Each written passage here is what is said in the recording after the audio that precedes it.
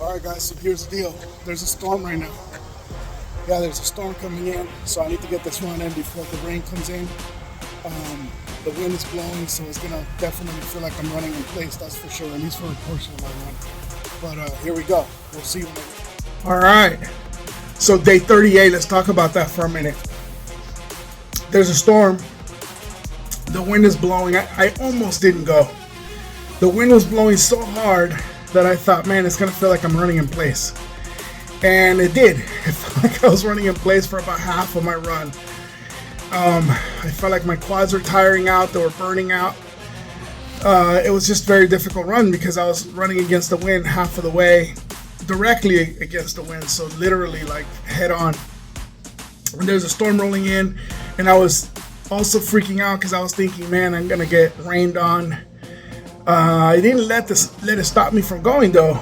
I figured, whatever happens, happens. But I didn't run in the morning, so I'm going to run right now because I'm not ready to give up the clock. We're at day 38. I don't want to reset the clock to day 1.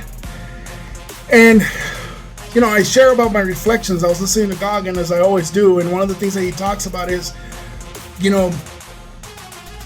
order for you to get yourself to do the work to change something about yourself, you have to really kind of dig deep,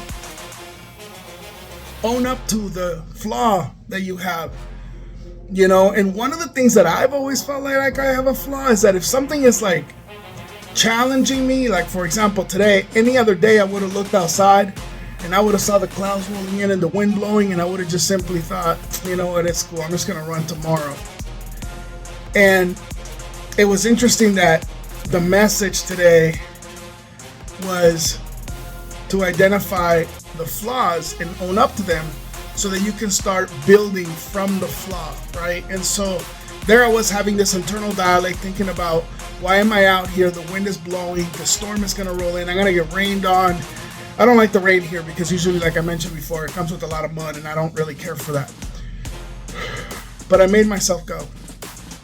And I was listening to this message, and the other thing that he talks about is like you have to shut out the outside world, because in order for you to be able to focus on bettering yourself, you have to shut out and stop comparing yourself to the social media post or what somebody else is doing, because the improvement has nothing to do with what somebody else is doing. It has nothing to do with what you saw on social media. And social media, for example, we see all these videos of people in these like amazing pools and this and that and the other, and then later, you realize that there's software out there that generates these imageries, and then they use those to create posts. And you can't help it but to wonder, how often has this influenced an idea in me that maybe I'm falling short? Maybe I'm not doing enough. Maybe, man, what happened in my life? There's all these people are having all these amazing experiences, and my life is not quite there yet. And I'm not saying that everyone on Facebook is doing this. Obviously, there's some people that are definitely living some extravagant lives. And like as I mentioned before, in my earlier part of my life, I had some pretty amazing experiences. So I don't doubt that there's people that are having amazing experiences. Not the point of this, but it's kind of interesting that he talked about this today, because about 9 years ago, I went to a workshop, and one of the rules that they talked about, or one of the principles that they taught about, was that a lot of people tend to compare their inside to somebody else's outside, right? So what does that mean? Maybe, you pay attention to somebody who's driving a fancy car, and you're like, I'm driving a Honda Civic, and they're driving a Mercedes, and we're about the same age, and they're just doing so much better than me. Well, that's you or inside, who you think you are, comparing yourself to that person's outside, right? And a lot of times we have no idea what their inside is like, right? So for example, maybe you're driving your Honda, but you have zero debt. And that person's driving a Mercedes and he's got $500,000 in debt. Well, then that means that your net worth is actually more than his, because he's a negative 500,000 and you are maybe zero. Maybe you don't have a lot of valuable stuff, but you don't owe anything. You know, I'm not a fan, but I read a book a long time ago, before Trump was going in for office or anything like that. I read his book, and one of the things that he talks about is how one time, you know, there was a time when he was getting into his limo, him and his wife. This is his first wife, I believe. And this guy came and begged him for money in New York. He asked him if he had any spare money so he can get something to eat. And he told the guy that he didn't have any cash with him. And he got in, and the guy got kind of upset with him. And, said, of course, it's Donald Trump. He was getting into a limo. He's got this like gorgeous supermodel for a wife. And he's got this, $1,000, $2,000 suit, right? But he tells the guy, I don't have any money, sorry.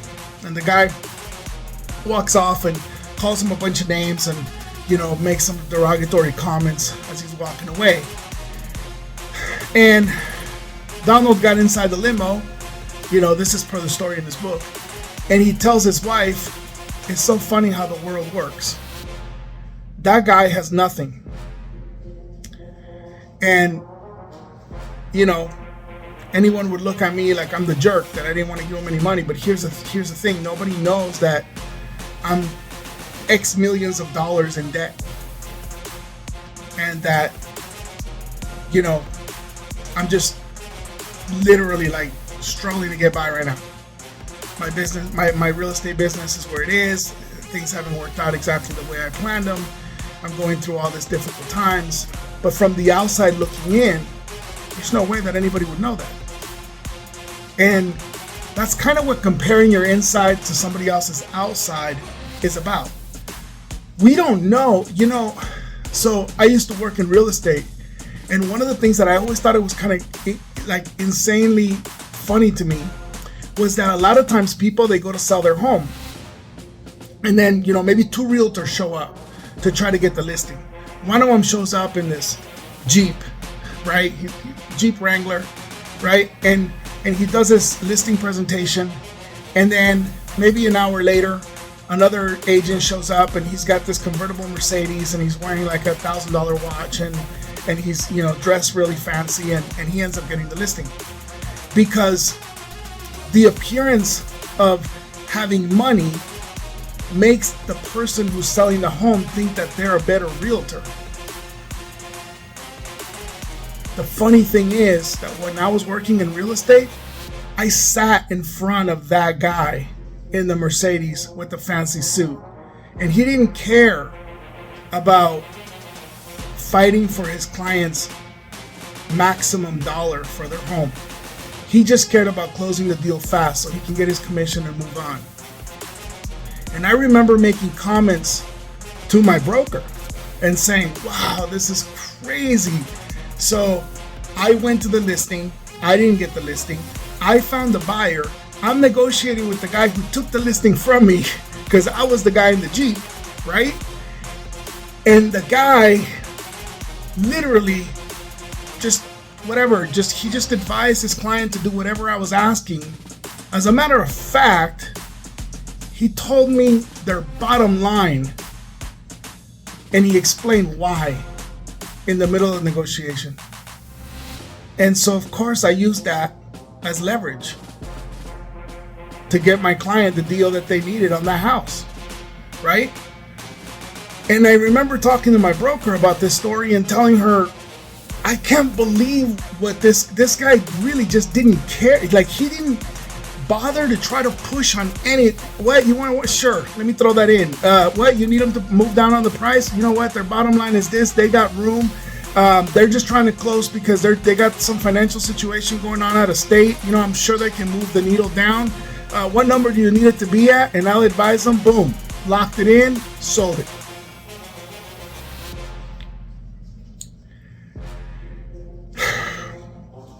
But he was driving the Mercedes, right?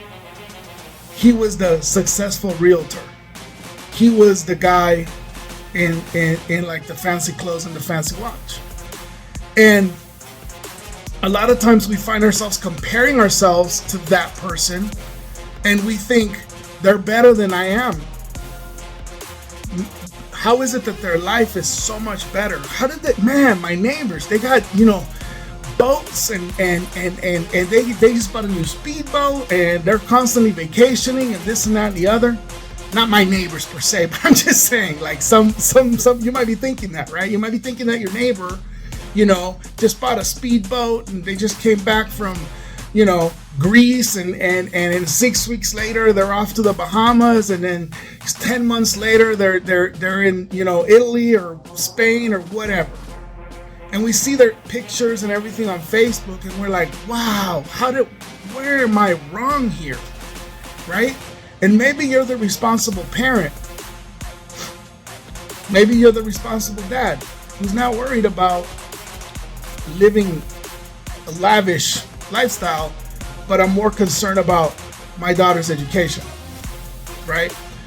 And maybe your concern is debt, like making sure that you're not going into a lot of debt, or whatever it is, whatever your objectives are, right? Whatever is more important to you, and maybe you're just focused on that part of your life, but you can't help it but to find yourself comparing yourself to what other people might be doing. And that's the whole idea of comparing your inside to somebody else's outside. Because the crazy thing is that oftentimes those people that we're looking at, that we were thinking, oh my God, like how do they do this, and how do they blow up their business, and how do they this, and how do they that? Oftentimes you find that there's a lot of smoke and mirrors. Maybe they're carrying a ton of debt. Maybe for 10 years they're living this crazy lifestyle, but then eventually 10 years later they're filing bankruptcy because they can't keep up with the credit balances and all that traveling and everything else. It starts to catch up to them. And the thing is, we don't, it's not our business to know that. And I'm not saying that we should be happy that they had a bad experience. That's not the point of this. The point is for you to really kind of appreciate who you are, what you're working for. Have a clear destination as to what values you carry for yourself. Think about how valuable you are as an individual, because you're a very valuable individual.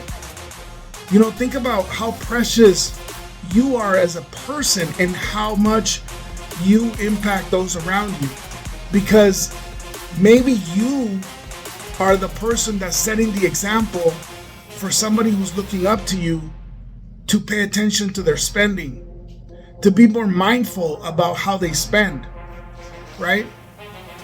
So I just recently read a book. It's called Trash Guy to Cash Guy, or Trash Man to Cash Man, or something like that. It's this gentleman. He has a podcast on YouTube. Super amazing man. I love listening to him. He just captivates me. He talks about finances, and this guy's story is kind of interesting. He went from being bankrupt, and within a 10-year span, he's a multi-millionaire. $32 million a month is what he's bringing in right now. Right. So in this book, he talks about a lot of things.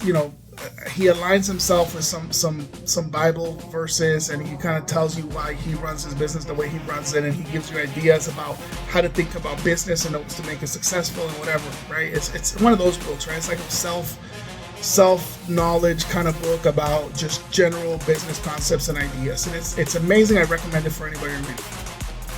But what's crazy is that he kind of touches on this too. He touches on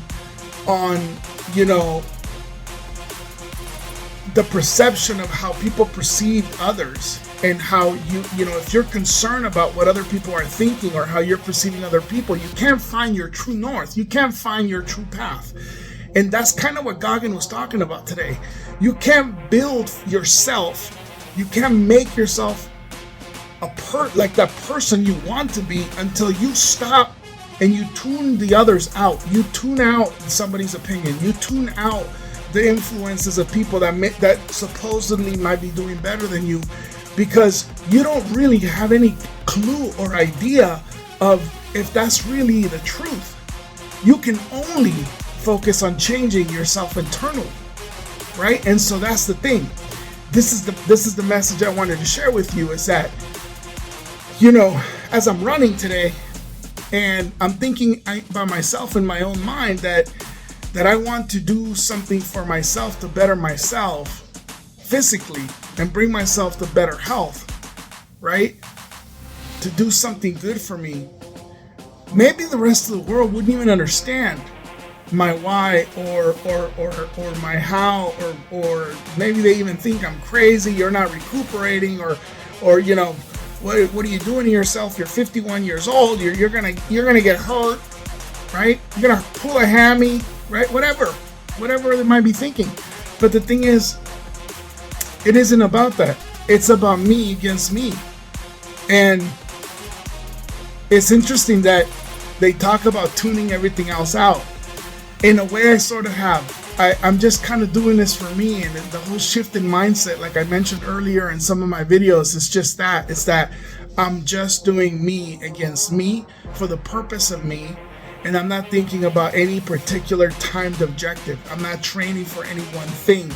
I'm just training for the consistency of 365 days to build a transformation, to create a transformation in myself, and to build this ritual of just better health and see where I get to in 365 days.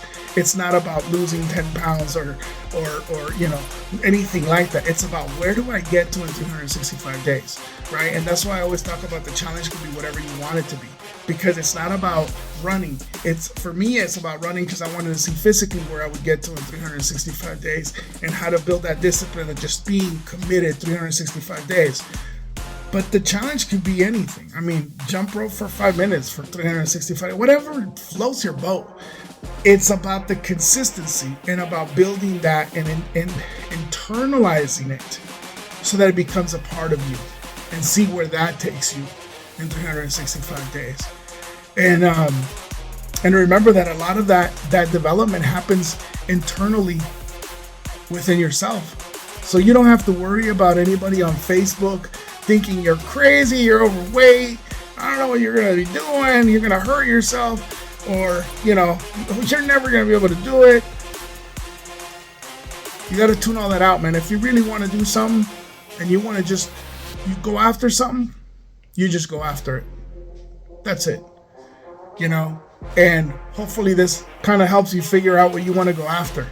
Thank you so much for watching my videos. I really appreciate the following, and I'm super excited to share these with you, and I'm super excited to create this library. I can't thank you enough for stopping by and watching this. Have a wonderful evening. I'll see you guys tomorrow.